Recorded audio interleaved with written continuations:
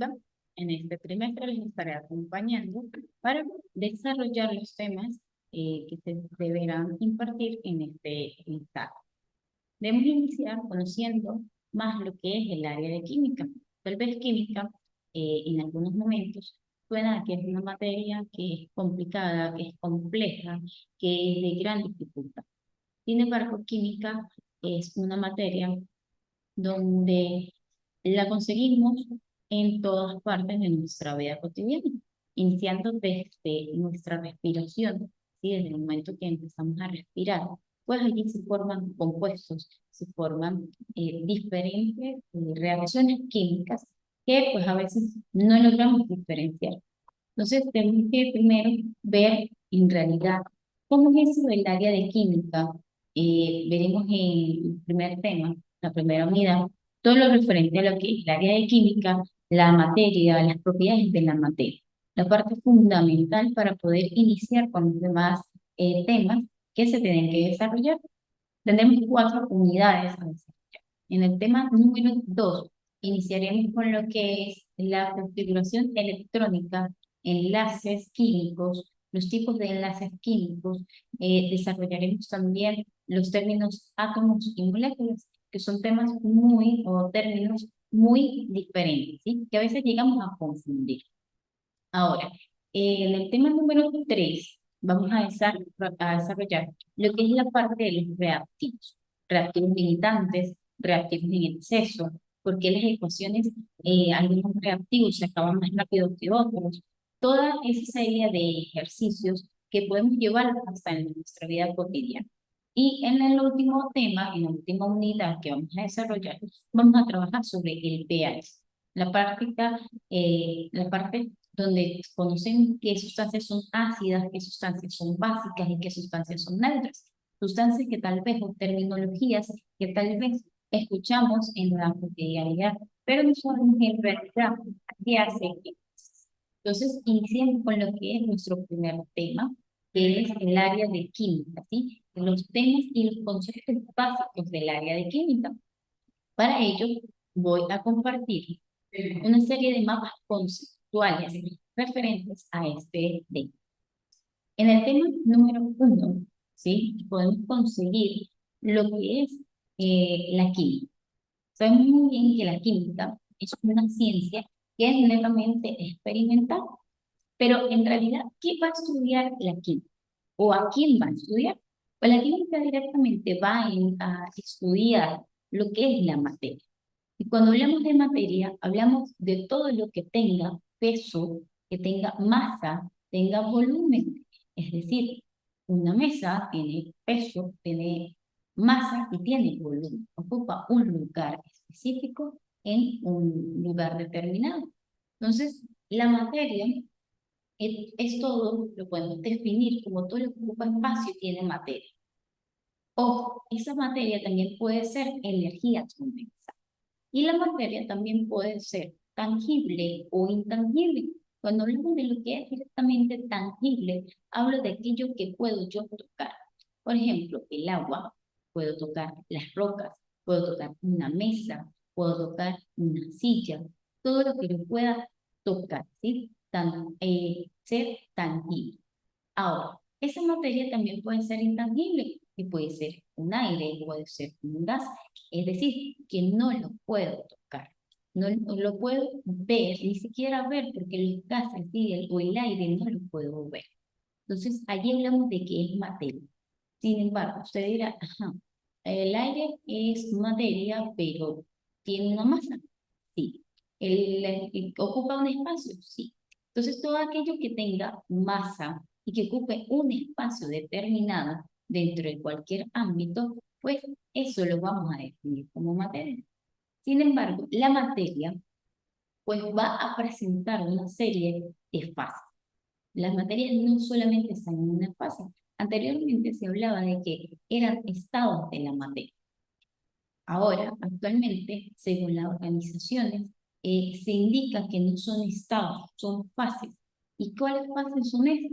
Esas fases que tal vez cuando estuvimos en bachillerato, nos las informaron, nos las enseñaron desde tercer año. Es más, en tercer año o en primer año. Hablamos de que las fases de la materia, una de ellas puede ser líquida, ¿sí? La fase líquida. Ejemplo claro, el agua. El agua es una de las sustancias que tiene un compuesto que pasa por las tres fases de la materia, las tres principales fases de la materia. Entonces, toda materia que sea líquida o toda la materia puede encontrarse en fase líquida.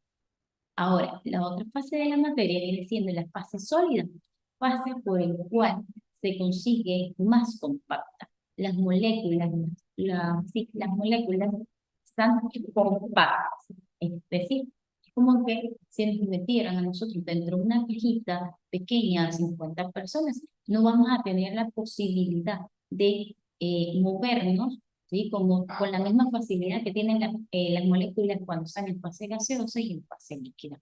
La fase sólida es compacta, sus moléculas están compactadas.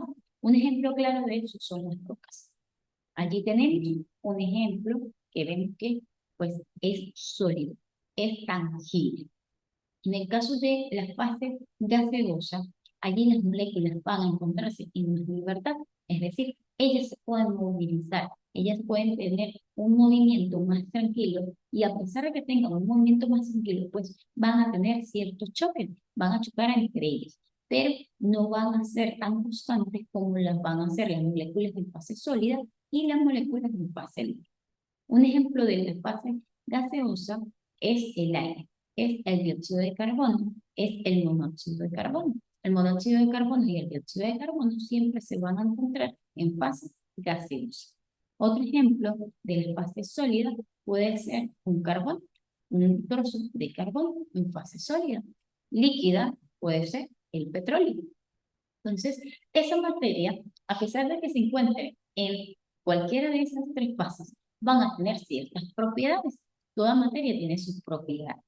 ¿Cuáles propiedades? Aquí hablamos de propiedades características y hablamos de propiedades no características. Es decir, las propiedades características son las que les hacen a ellos únicos. Es decir, como esas características que te diferencian a ti del resto de la comunidad, del resto de la sociedad que tenemos. Eso mismo sucede con ciertos elementos, ciertos compuestos. Y aquellas propiedades no características es aquellas que son, por ejemplo, la masa, el volumen, porque yo puedo decir, en este caso, puedo hablar de que tengo 100 mililitros de agua, pero también puedo decir que tengo 100 mililitros de agua con azúcar. Entonces, eso no me hace ser diferente. Tengo una misma propiedad, pero, por ejemplo, en las propiedades características, sí puedo hablar de que la densidad del agua es de 1 gramo sobre mililitros. Entonces, no es la misma densidad del agua que la densidad del aceite. Esta materia, pues, tiene sus ciertos parámetros. Se estudia en su parte, la química va a estudiar los cambios que pueden existir, cómo está esa composición, qué elementos la constituyen, las propiedades y su estructura. Entonces, en realidad la química va a estudiar lo que es netamente la materia en base a todo, en base a qué propiedades tiene, en qué fase se encuentra, qué cambios puede presentar, cómo son sus estructuras, qué tipo de enlaces, qué punto de función. Es decir, la química se va a encargar de estudiar toda esa parte. Ya conociendo cuál es la función como tal de lo que es el área de química, pasamos ahora a conocer un poco sobre lo que es la materia como tal. Como observamos, la materia se clasifica, ¿sí? En sustancias puras o en mezclas. Y es que son términos que nosotros escuchamos a medida de que pasa el tiempo y tal vez nosotros decimos, lo escuchamos, mas no sabemos a qué hace énfasis. Mezcla es la unión, combinar dos o más sustancias, ¿sí? Preparar una mezcla. Esa mezcla puede estar en mezcla heterogénea y en mezcla homogénea. Recordando que las mezclas homogéneas son aquellas mezclas donde no puedo observar los componentes que la conforman a ella. Un claro ejemplo de esto es ser lo que es una crema, ¿sí? Una mermelada, no puedo observar los ingredientes que están allí. Una torta, ¿sí? La mezcla de una torta. Nosotros cotidianamente escuchamos o vemos en las recetas que dicen mezclar hasta tener o obtener una mezcla homogénea. Entonces no sabemos qué es eso de mezcla homogénea y el claro ejemplo está allí. Nosotros cuando preparamos lo que es una torta, ¿sí? Nosotros no logramos observar cuando ya colocamos y añadimos todos los ingredientes, pues no observamos en dónde queda el azúcar, en dónde queda la harina, en dónde queda la leche y todos los ingredientes que se colocan. Entonces, en conclusión, podemos llegar a decir que las mezclas homogéneas no son aquellas que no nos permiten observar a simple vista los componentes que la conforman, mientras que lo que son las mezclas heterogéneas podemos observar los ingredientes, las sustancias que la conforman. Yo siempre les he colocado a mis estudiantes el ejemplo claro de lo que es la pizza. En una pizza es una mezcla heterogénea. ¿Por qué? Porque yo puedo allí pues, fácilmente observar lo que es dónde está la lechuza, dónde se encuentra el mango, el cambur, todas las frutas que nosotros le agreguemos a esa mezcla. Entonces allí yo puedo decir, aquí tengo un trozo de lechuza, yo aquí tengo un trozo de mango, y así sucesivamente. ¿Qué pasa? Esas mezclas van a estar a ciertas concentraciones, es decir, concentraciones más altas, están muy concentradas, que es allí cuando hablamos de concentraciones, que, a ver, son terminologías que utilizamos en la vida cotidiana y no sabemos en realidad a qué estamos haciendo énfasis. Entonces, por ejemplo, llegamos a decir, está muy concentrado de azúcar, está muy dulce, está muy sobresaturado, ¿sí? Entonces no sabemos qué es en realidad eso. Y en realidad estamos hablando de que hay mayor cantidad, tal vez, en ese caso, del soluto que de lo que lo está disolviendo. Otro ejemplo que le coloco a mis estudiantes, y en el caso de ustedes, pues como sabemos que hay una concentración alta cuando preparamos un frutillo, por ejemplo, cuando preparamos un Nestlé. Si yo coloco 100 mililitros de agua y le añado el sobre completo, es decir, los 50 gramos de Nestlé a un vaso que tenga 100 mililitros de agua, pues el Nestlé va a quedar sobresaturado. ¿Por qué? Porque sencillamente la saturación y la cantidad de soluto, en este caso sería NC, es mayor a la cantidad de disolvente que tengo, que en este caso sería el agua. Entonces, ahora sería a la inversa. Si yo digo que es muy diluida la mezcla, entonces hablo de que hay menos soluto, que en este caso supongamos una, no sé, 20 gramos 10 gramos, 5 gramos de Nestlé a un litro, por ejemplo, de agua. Hay mucho disolvente y poco sólido. Entonces ahí hablo de lo que son las concentraciones de las mezclas. Las mezclas también pueden ser coloides, pueden ser suspensiones y soluciones. En el caso de suspensiones, yo siempre coloco el ejemplo de lo que son los antibióticos.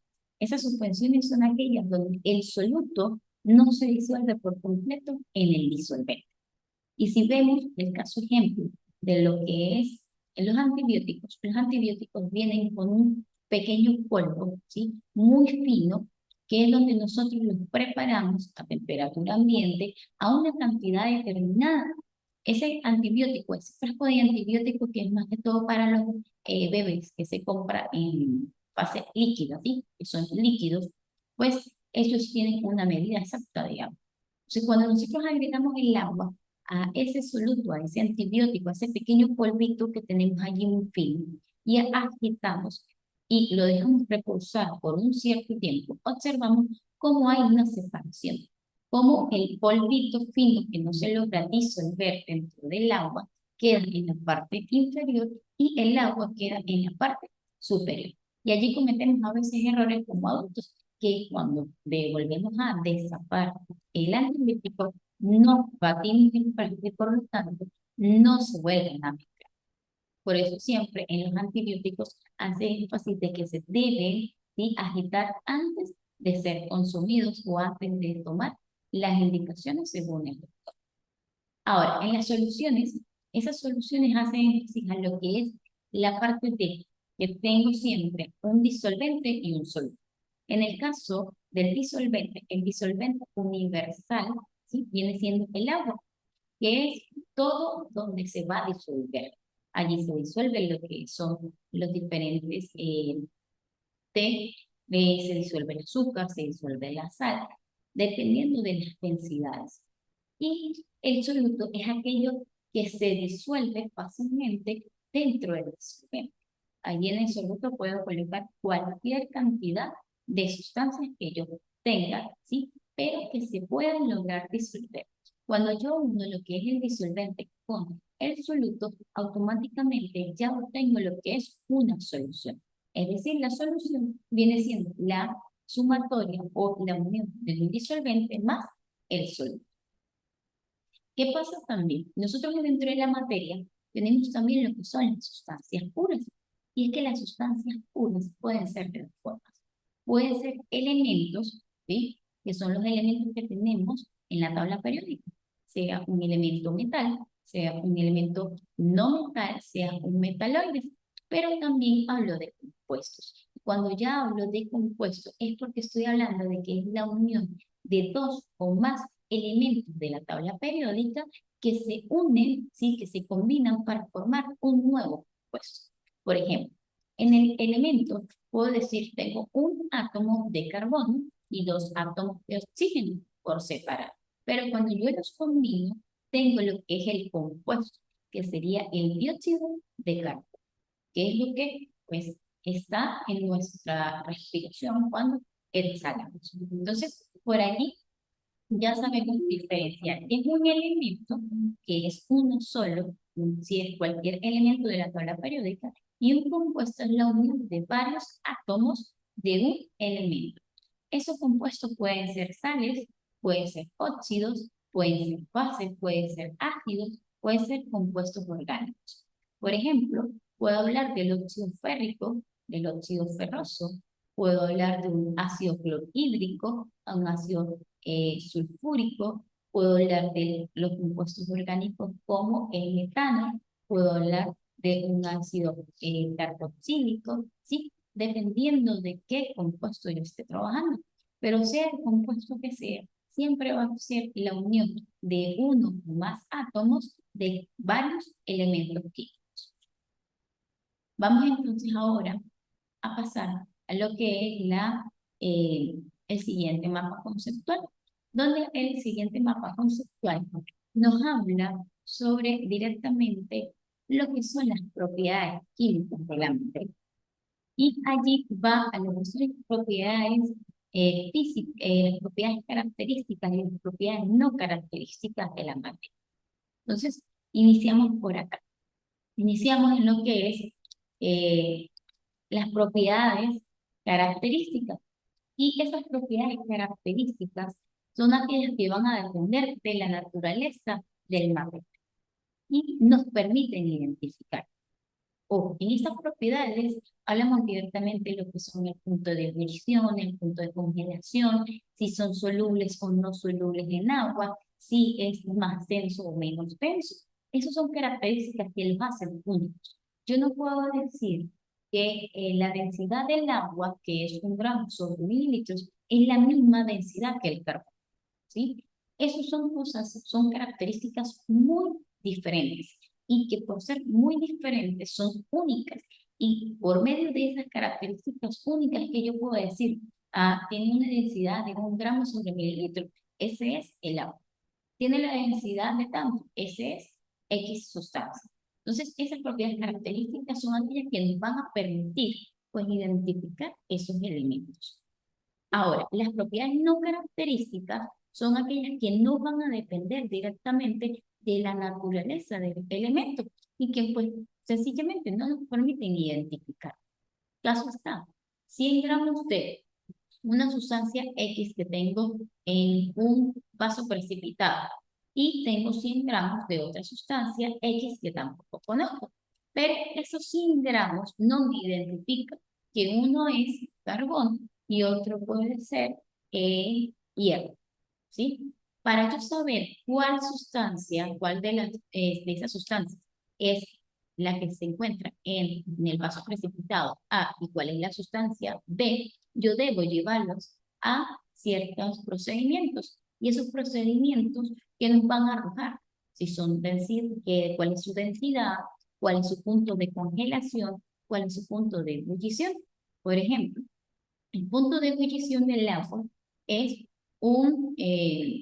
es muy diferente, 100 grados centígrados, a diferencia a la del aceite. Entonces ya por allí eso me hace la gran diferencia. Dentro de esas propiedades no características tenemos lo que son la masa, que es la cantidad de materia que posee un cuerpo, el volumen, que es el espacio que ocupa un cuerpo, y la masa siempre yo la voy a simbolizar con M y su unidad va a ser gramos o kilogramos, dependiendo de la unidad internacional la unidad internacional de los sistemas. Es decir, si estoy trabajando con gramos, es la masa. Si estoy trabajando con mililitros, estoy trabajando con volumen. Y si estoy trabajando con temperatura se trabaja en grados centígrados o en Kelvin. Es decir, existen dos sistemas. El sistema MKS o el sistema CGS. Entonces, esos son dos sistemas que debemos manejar. Porque en el momento que trabajemos los que son los reactivos, pues allí vamos a tener que trabajar con las unidades de transformación. Ahora, el punto de ebullición, volviendo a lo que son las propiedades características, el punto de ebullición es el momento en que un líquido pasa a fase gaseosa. Recordemos que hay procedimientos que existen, ¿sí? Que pueden trasladar de líquido a gaseoso, de gaseoso a líquido. Entonces, el punto de ebullición es ese momento en el que el líquido pasa a ser fase gaseosa. Ejemplo, cuando nosotros colocamos una olla a hervir. Allí hay un proceso de ebullición, de vaporización, de líquido a gaseoso. En el punto de congelación es el momento en que un líquido pasa a sólido. Punto de lo que es la solidificación, es el procedimiento. Entonces, ¿qué pasa? Nosotros tomamos un vaso de agua, X cantidad de agua, y lo llevamos a lo que es el refrigerador, específicamente el congelador. Pues si yo coloco agua con sal y agua pura, ¿cuál de los dos me va a congelar más rápido? Se supone que, por lógica, si la sustancia, en este caso el agua, es pura, ¿sí? Ella va a congelarse más rápido que lo que es el agua con sal. La densidad es la relación entre la masa y el volumen. Siempre para calcular lo que es la densidad, se utiliza lo que es la fórmula densidad igual a masa sobre volumen. Tanta cantidad de masa tiene un compuesto entre el volumen, lo divido, y la densidad siempre me va a dar en gramos sobre mililitros. La solubilidad se refiere a la máxima cantidad de soluto que puede disolverse. Es decir, se disuelve, cuando es soluble en agua. A ver, el agua o el aceite no es soluble en agua. ¿Por qué? Porque su densidad es mayor a la del agua. Entonces, son conceptos que son básicos, pero son importantes de tener allí presente esos conceptos. Ahora, nosotros en el área de química, específicamente, vamos a trabajar con un recurso que es indispensable, ¿sí? Que es la tabla periódica. La tabla periódica, nosotros tal vez en el ámbito educativo, a nivel de lengua general, pues le tenemos un poquito, o los estudiantes llegan a tener algo como que es pánico a lo que es la tabla periódica. Y es que la tabla periódica en realidad es algo que nos facilita mucha de la información que desconocemos de ciertos elementos. ¿Qué pasa con esa tabla periódica? Esa tabla periódica viene pues desde hace muchos años atrás y contiene 119 elementos actualmente. Dentro de esa tabla periódica, ella misma nos indica cuál es la clasificación, cuáles son los elementos metálicos, cuáles son los elementos no metálicos, cuáles son los elementos halogenados, cuáles son los elementos metaloides, cuáles son los gases nobles. Y eso es una gran ventaja que nos brinda para el momento de desarrollar ciertos ejercicios. En la tabla periódica, nosotros vamos a tener elementos, es decir, el carbón, el elemento flúor, el elemento fósforo, el elemento litio, ¿vale? O sea, son infinitos, son 119 elementos que tenemos, pero que son sustancias simples. Esas sustancias simples van a estar formadas por una misma clase de partículas que van a estar denominadas como átomos. Y esos átomos están constituidos por tres principales eh, eh, principales características, ¿sí? Ellos van a poseer protones, van a poseer neutrones y van a poseer electrones. En el caso de los protones, son las partículas de cargas positivas. Los neutrones van a ser esas partículas que tienen carga eléctrica, sin carga eléctrica, y los electrones son esas partículas que van a tener carga negativa. Y en el tema número 2, en la unidad número 2 a desarrollar, prácticamente trabajamos con lo que son los electrones, trabajamos con lo que es la parte de la tabla periódica, trabajamos con lo que es la parte del número atómico y a partir del número atómico, pues nosotros empezamos a conocer cuál es la configuración electrónica de cada elemento de la tabla periódica. Entonces, ese átomo que nosotros escuchamos por allí y que vemos eh, muy a simple vista, ¿sí? Vía las redes sociales, que siempre que colocamos imágenes de química, lo primero que sale es el átomo, es la unidad básica de toda la materia. Es decir, nosotros, los seres vivos, estamos conformados por átomos. Siempre vamos a estar conformados por átomos. Ahora, la tabla periódica siempre se va a clasificar o va a presentar una serie de parámetros que pues, nos ayudan a diferenciar y poder ubicar rápidamente lo que son los elementos. Hablo de grupos, hablo de periodos y hablo de familias. Los grupos son las columnas de la tabla periódica y ellos siempre se les van a designar en número romano. Esos números romanos van desde el 1 hasta el 8. Los periodos, que siempre los vamos a conseguir en la parte izquierda, de forma en filas horizontales, los vamos a designar con un número natural de 1 al 7. Y las familias van a estar identificadas como familia A y como familia B. Entonces es importante, no es necesario, ¿sí? Para el ámbito de lo que es química, utilizar la tabla periódica de forma física. La podemos ubicar y allí en plataforma la van a tener una tabla periódica digitalizada donde ustedes pueden interactuar con ella.